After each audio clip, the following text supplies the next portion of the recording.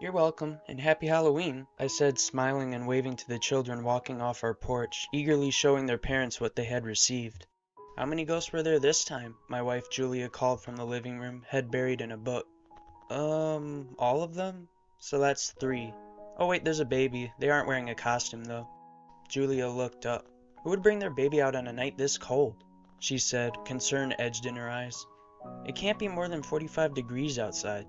They're bundled up and their mom's cradling them, so it shouldn't be too cold, I said, walking back into the living room, setting a bowl of candy on the chair beside the door, not before taking a handful of Reese's and plopping them onto the couch arm before sitting down. Last I checked, you're not wearing a costume, Julia said, smirking, so quit taking all the trick-or-treaters' candy. I'll let up once they get more creative with their costumes, I said, returning her look. There's always that one kid who cuts the holes out of the white tablecloth and goes as a ghost. It's kind of weird that nobody decided to go as anything else this year. Speak for yourself, Julia said, turning back to her book. When I was little, my mom and dad wouldn't even let me go trick-or-treating at all. My smile quickly flattened, and I glanced away out the window before looking back at the handful of candy I had brought to the couch. Catch, I said, lightly tossing one of the Reese's cups to her. Thanks, she said, putting her book aside and tentatively opening the wrapper. At least when you're an adult, you can buy all the damn candy you want. Wow, I said jokingly. I thought you said you needed a costume to indulge in candy eating. Starting now, Julia said, eating the Reese's cup in a single bite and smiling. I turned my attention back to the score on the TV. The Texans were leading the Jets 14-3. Earlier I thought I could be typical this Halloween and put on a cheesy 80s slasher like Friday the 13th. But I had kinda burnt through all of our Halloween movies in the first week of October this year. And in a desperate desire of wanting November to arrive already, I just decided to watch some football instead. Plus, Julia hated those movies anyway. Just as the Jets gained a first down on the Texans, our doorbell rang, no trick-or-treat accompanying it. What do you suppose the odds of them being another ghost is? I said, getting up and walking towards the door. Probably the same odds of you taking more candy on your way back, Julia said, grinning, not taking her eyes off the book. I rounded the corner to the room where the front door was, finding it odd that I hadn't seen them walk up to the door beforehand.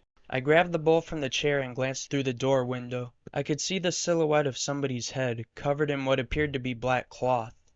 They hadn't rang the doorbell again since I had gotten up from the couch, and now they seemed to be standing idly still. I opened the door and greeted them with an initial smile, but it soon faded away as the scene greeted me. The child, dressed as a ghost, didn't have any friends, or a treat bag for that matter. They didn't even cut holes in their sheet. I glanced behind the child to see no parents on the sidewalk. There was nobody indicating that they were supervising this poor kid. Before I could find the words to greet them, they lifted their arm forward, their hand coming out of the black sheet. They were holding a small card and motioning for me to take it. I took it hesitantly, unfolding it and looking at the text. I began to think this kid was a part of some weird, obscure cult, and the lettering on the paper didn't help. Scribbled, it said, Sacrificium tum gloriosum erit, missis nostra victor erit. I looked back to the kid in confusion to see that they had already trotted off my porch and down the sidewalk. What? I uttered to myself aloud. Stepping back inside in confusion, I paranoidly locked the deadbolt and set the candy bowl on the chair. I looked at the paper again, absent-mindedly walking back into the living room. I figured by the way the words ended that this was a Latin message. I knew nothing about Latin, but the first word, sacrificium, bared an eerie resemblance to sacrifice. Another ghost, I bet, Julia said, putting her book aside on the coffee table. I guess you can say that, I said, holding the paper up. What's that? They gave me this. Off topic, but do you know any Latin? I said with obvious nervousness. Only a little bit. You seem really spooked, Lucas. One too many ghosts in one night? If I had known so many ghost freaks lived in our town, I would have picked somewhere else to move last April, Julia said jokingly, as I extended my hand and gave her the paper. I'm a little rusty, but the best I can make out is it's something about a victorious harvest and a glorious sacrifice, she said, standing up slowly. I sat down, not feeling any more at ease. This town's got some weirdos, I said, giving a sigh as I relaxed my back. And I married the biggest of them all. she said, giggling as she left the room. I'm gonna turn the porch light off and go to bed. Trick-or-treat hours end soon. Okay, I'm gonna watch a little bit more of this game if you don't mind, I said, putting my hands behind my head and lying back. Good night. For a while the house was silent, Julia having gone upstairs to bed, and the game on TV somewhat dulling out. Every once in a while I turned my head to look outside before telling myself to stop being so paranoid and just watch the game. I turned off the living room lights, the television now being the only source of light. Its screen was reflecting off the window beside it. Over an hour went by and the game's outcome hadn't really changed that much in that time, and I was starting to get drowsy. I flicked the TV off and started turning off all the downstairs lights. Glancing out the window one last time before walking up the steps, I could see an odd yellowish-orange hue coming from what looked like a few houses away. From this angle, it almost looked like the sun was rising.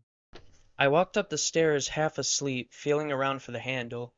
I reached the top and went into the bathroom to brush my teeth. As I was brushing, I thought I could smell something off. It almost smelled like diesel.